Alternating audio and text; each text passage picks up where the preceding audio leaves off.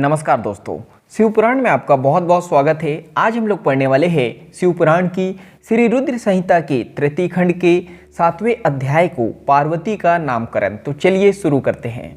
ब्रह्मा जी बोले, हे मुनि श्रेष्ठ नारद, मैना के सामने जब देवी जगदम्बिका ने शिशु रूप धारण किया तो वे सामान्य बच्चे की भांति रोने लगी।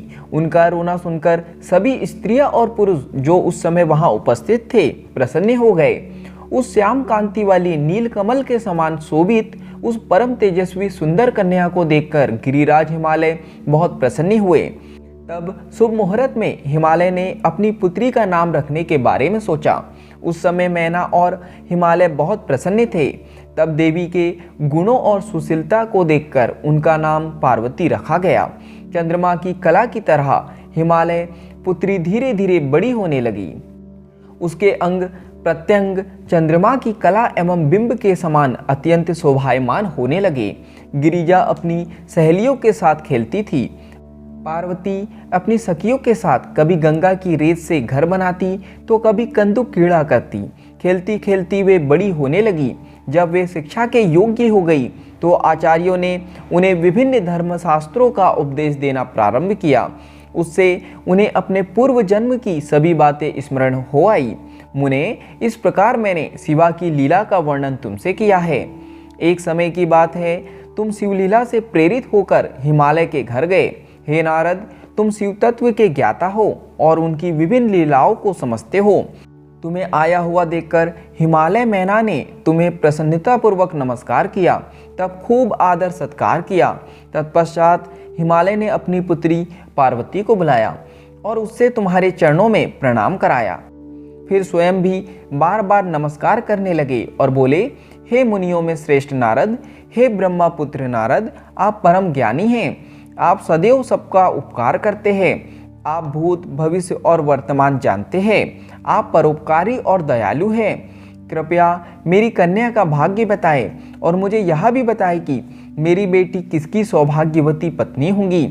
नारद, हिमालय के ऐसे प्रश्न सुनकर तुमने पार्वती का हाथ देखा और उसके मुखमंडल को देखकर कहना शुरू किया, हे गिरिराज और मैना, आपकी यह पुत्री चंद्रमा की कला की तरह शोभित हो रही है।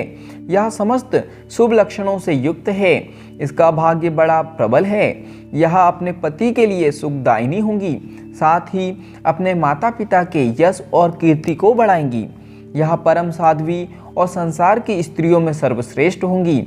इसका पति योगी, नग्न, निर्गुण, काम वासना से रहित, माता पिताहीन, अभिमान से रहित, पवित्र एवं साधु वेशधारी होगा। इस बात को सुनकर मैना और हिमालय दोनों दुखी हो गए। पार्वती देवी सोचने लगी कि मुनि नारद की बात हमेशा सत्य होती है। जो लक्षण नारद जी ने बताए हैं वे सभी तो शिव जी में विद्यमान हैं। भगवान शिव को अपना भावी पति मानकर पार्वती मन ही मन हर्ष से खिल उठी और शिव जी के चरणों का चिंतन करने लगी। तब हिमालय बड़े दुखी स्वर से बोले कि हे नारद, अपनी पुत्री के भावी पति के विषय में जानकर मैं बहुत दुखी हूँ। आप कृपया मेरी पुत्री को बचाने का कोई मार्ग सुझाए। गिरिराज हिमालय के ये वचन सुनकर, हे नारद, तुमने कहा, गिरिराज, मेरी कही बात सर्वथा सच होंगी, क्योंकि हाथ की रेखाएं ब्रह्मा जी द्वारा लिखी जाती है और कभी भी झूठ नहीं हो सकती। इस रेखा का फल तो अवश्य मिलेगा, किंतु ऐसा होने पर भी पार्वती सुखपूर्वक रहे, इस हेतु पार्वती का विवाह भगवान शिव से कर दे। भगवान शिव में ये सभी गुण हैं। महादेव जी में ये अशुभ लक्षण भी शुभ हो जाते हैं। इसलिए गिरिराज, तुम बिना विचार किए अपनी कन्या का विवाह भगवान शिव से कर दो। वे सबके ईश्वर है तथा निर्विकार, सामर्थ्यवान और अविनाशी है, किंतु ऐसा होना इतना सरल नहीं है। पार्वती शिव विवाह तभी संभव हो सकता है जब किसी तरह भगवान शिव प्रसन्न हो जाए। भगवान शंकर को प्रसन्न करने और वश में करने का सबसे सरल और उत्तम साधन है, यदि आपकी पुत्री भगवान शिव की अनन्य भक्ति भाव से तपस्या करे तो सब ठीक हो जाएगा। पार्वती भगवान शिव को पति के रूप में प्राप्त करेंगी।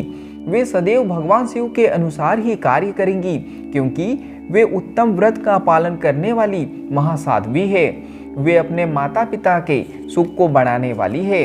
हे गिरिराज हिमालय, भगवान शिव और शिवा का प्रेम तो अलौकिक है। ऐसा प्रेम ना तो किसी का हुआ है और ना ही होगा। भगवान शिव इनके अलावा और किसी स्त्री को अपनी पत्नी नहीं बनाएंगे। हिमालय, शिव शिवा को एकाकार होकर देवताओं की सिद्धि के लिए अनेक कार्य करने हैं। आपकी पुत्री को पत्नी रूप में प्राप्त करके ही भगवान अर्धनागेश्वर होंगे। आपकी पुत्री पार्वती भगवान शिव की तपस्या से उन्हें संतुष्ट कर उनकी अर्धांगिनी बन जाएंगी। मुनि नारद, तुम्हारे इन वचनों को सुनकर हिमालय बोले, हे मुनि श्रेष्ठ नारद, भगवान शिव सभी प्रकार की इच्छाओं का त्याग करके अपने मन को संयम में रखकर नित्य तपस्या करते हैं। उनका ध्यान सदैव परम ब्रह्म में लगा रहता है। भला वे अपने मन को कैसे योग से हटाकर मोह माया के बंधनों में फंसने हेतु विवाह करेंगे। जो भगवान शिव अविनाशी, प्रकृति से परे, निर्गुण, निराकार और दीपक की लौ की तरह प्रकाशित हैं और सदैव परम ब्रह्मा के प्रकाश पुंज को तलाशते हैं, वे कैसे मेरी पुत्री से विवाह करने पर राजी होंगे। मेरी जानकारी के अनुसार भगवान शिव ने बहुत पहले अपनी पत्नी सती के सामने यह प्रतिज्ञा की थी कि वे उनके अलावा किसी और को पत्नी रूप में कभी भी स्वीकार नहीं करेंगे। अब जब सती ने अपने शरीर को त्याग दिया है तो वे किसी और स्त्री को कैसे ग्रहण करेंगे। यह सुनकर आपने कहा, गिरिराज, आपको इसकी चिंता नहीं करनी चाहिए। तुम्हारी कन्या ही पूर्व जन्म में दक्ष की पुत्री सती थी और शिवजी की प्राण प्रिया थी। अपने पिता दक्ष द्वारा अपने पति का अनादर देखकर लज्जित होकर सती ने योगाग्नि में अपने को भस्म कर दिया था। अब वही देवी जगदम्बा जो पहले सती के रूप में अवतरित हुई थी, अब पार्वती के रूप में तुम्हारी पुत्री बनी है। इसलिए तुम्हें पार्वती के विषय में चिंता करने की कोई आवश्यकता नहीं है। देवी पार्वती ही भगवान शिव की पत्नी होंगी। तुम्हारी बातें सुनकर गिरिराज हिमालय और उनकी पत्नी मैना व उनके पुत्रों को बहुत संतोष हुआ और उनके सभी संदेह और शंकाएं पूर्णतः दूर हो गए। पास ही बैठी पार्वती ने भी अपने पूर्व जन्म की कथा के विषय में सुना। भगवान शिव को अपना पति जानकर देवी पार्वती लज्जा से सिर झुकाकर बैठ गई। मैना और हिमालय ने उनके सिर पर हाथ फेरकर उन्हें अनेक आशीर्वाद दिए। तत्पश्चात पार्वती को तपस्या के विषय में बताकर नारद आप वहां से अंतर्ध्यान हो गए। आपके जाने के बाद मैना और हिमालय बहुत प्रसन्न हुए। तो यहाँ पर शिव पुराण की श्री रुद्र संहिता के तृतीय खंड के 7वें अध्याय का समापन होता है। आज के लिए इतना ही। धन्यवाद।